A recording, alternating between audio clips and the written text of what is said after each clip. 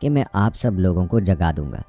چنانچہ سب لوگ لیٹ گئے اور بلال رضی اللہ تعالیٰ عنہ نے بھی اپنی پیٹھ کجاوے سے لگا لی اور ان کی بھی آنکھ لگ گئی۔ اور جب نبی کریم صلی اللہ علیہ وآلہ وسلم بیدار ہوئے تو سورج کے اوپر کا حصہ نکل چکا تھا۔ آپ صلی اللہ علیہ وآلہ وسلم نے فرمایا، بلال تو نے کیا کہا تھا؟ وہ بولے، آج جیسی نیند مجھے کبھی نہیں آئی۔ پھر رسول اللہ صلی اللہ علیہ وآلہ وسلم نے فرمایا کہ اللہ تعالیٰ تمہاری ارواح کو جب چاہتا ہے قبض کر لیتا ہے اور جس وقت چاہتا ہے واپس کر دیتا ہے۔ اے بلال اٹھ اور اذان دے۔ پھر آپ صلی اللہ علیہ وآلہ وسلم نے وضو کیا اور جب سورج بلند ہو کر روشن ہو گیا تو آپ صلی اللہ علیہ وآلہ وسلم کھڑے ہوئے اور نماز پڑھائی۔ بحوالہ صحیح بخاری حدیث نمبر 595۔ پیارے دوستو، اس حدیث میں واضح الفاظ موجود ہیں، جب سورج بلند ہو کر روشن ہو گیا تو آپ صلی اللہ علیہ وآلہ وسلم کھڑے ہوئے اور نماز پڑھائی۔ اس روایت میں کہیں بھی یہ بات موجود نہیں ہے کہ حضرت بلال رضی اللہ تعالیٰ عنہ نے اذان نہیں دی تو سحر نہیں ہوئی۔ اور آپ کو یہ بھی بتاتے چلیں کہ آپ رضی اللہ تعالیٰ عنہ کی زبان کی لکنت کے حوالے سے جو بات ہے وہ بھی درست نہیں ہے۔ پیارے دوستو، مذکورہ واقعات حضرت بلال رضی اللہ تعالیٰ عنہ کے مؤذن ہونے کے حوالے سے تھے۔ یاد رہے کہ بلال رضی اللہ تعالیٰ عنہ حضور صلی اللہ علیہ وآلہ وسلم کے خاص خادم بھی تھے۔ آپ کو بتاتے چلیں کہ آپ کے والد کا نام رباح اور والدہ کا نام حمامہ تھا، اور حضرت بلال رضی اللہ تعالیٰ عنہ ان پہلے 7 خوش نصیب افراد میں سے ہیں جنہوں نے اسلام قبول کیا۔ روایات بتاتی ہیں کہ حضور صلی اللہ علیہ وآلہ وسلم آپ کو بے حد عزیز رکھتے تھے۔ حضور صلی اللہ علیہ وآلہ وسلم کے گھر کا کام کاج، سودا سلف لانا، حضور صلی اللہ علیہ وآلہ وسلم کے مہمانوں کے آرام کا خیال رکھنا حضرت بلال رضی اللہ تعالیٰ عنہ ہی سر انجام دیتے تھے۔ حضور صلی اللہ علیہ وآلہ وسلم کے وضو کے پانی کا انتظام، اس کی نگرانی بھی حضرت بلال رضی اللہ تعالیٰ عنہ ہی کے سپرد تھی۔ دکھ ہو یا سکھ، قیام ہو یا سفر، امن ہو یا جنگ، غرض ہر حالت میں بلال رضی اللہ تعالیٰ عنہ رسول اللہ صلی اللہ علیہ وآلہ وسلم کے ساتھ ساتھ رہتے تھے، اور سفر و حضر میں اذان کے فرائض بھی آپ ہی کے ذمہ ہوتے تھے۔ روایات میں آتا ہے کہ پیارے نبی حضور اکرم صلی اللہ علیہ وآلہ وسلم نے جب اس دنیا سے پردہ فرمایا، صحابہ کرام رضوان اللہ اجمعین میں کوہرام برپا تھا۔ عاشقان رسول صلی اللہ علیہ وآلہ وسلم غم مصطفیٰ صلی اللہ علیہ وآلہ وسلم سے نڈھال تھے، مرد اور عورتیں زاروں کے تار رو رہے تھے۔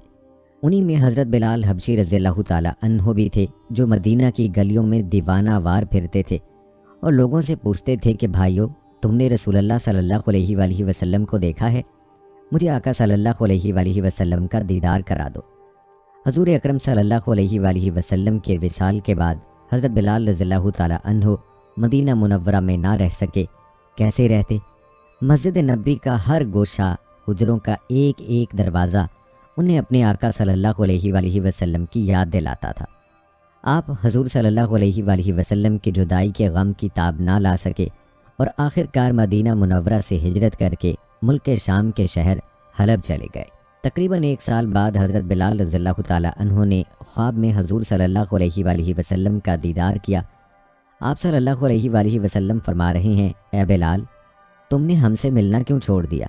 کیا تمہارا دل ہم سے ملنے کو نہیں چاہتا؟ حضرت بلال رضی اللہ تعالیٰ عنہ کی آنکھ کھل گئی، اس طرح بڑھ گیا، لبیک یا سیدی صلی اللہ علیہ وآلہ وسلم، اے آقا صلی اللہ علیہ وآلہ وسلم، غلام حاضر ہے، کہتے ہوئے اٹھے اور راتوں رات مدینہ منورہ کی طرف چل پڑے۔ حضرت بلال رضی اللہ تعالیٰ عنہ دن رات سفر کرتے ہوئے جب مدینہ منورہ کی پرکیف اور نورانی فضاؤں میں داخل ہوئے، دل کی دنیا زیر و زبر ہو رہی تھی۔ بے قراری کے عالم میں سیدھے مسجد نبی صلی اللہ علیہ وآلہ وسلم پہنچے اور روضہ انور پر حاضر ہوئے اور روتے ہوئے عرض کیا، یا رسول اللہ صلی اللہ علیہ وآلہ وسلم، غلام کو حلب سے بلایا اور خود پردے میں چھپ گئے ہیں۔ روتے روتے بلال رضی اللہ تعالیٰ عنہ شدت غم سے بے ہوش ہو گئے اور قبر انور کے قریب گر گئے۔ مدینہ منورہ میں حضرت بلال رضی اللہ تعالیٰ عنہ کی آمد کا شہرہ ہو چکا تھا۔ ہر طرف شور تھا کہ بلال رضی اللہ تعالیٰ عنہ حضور صلی اللہ علیہ وآلہ وسلم کی خدمت میں حاضر ہوئے ہیں۔ حضرت بلال رضی اللہ تعالیٰ عنہ کو جب ہوش آیا تو دیکھا ہر طرف لوگوں کا ہجوم ہے۔ آپ رضی اللہ تعالیٰ عنہ کے ہوش میں آنے کے بعد لوگوں کی منت سماجت شروع ہو گئی۔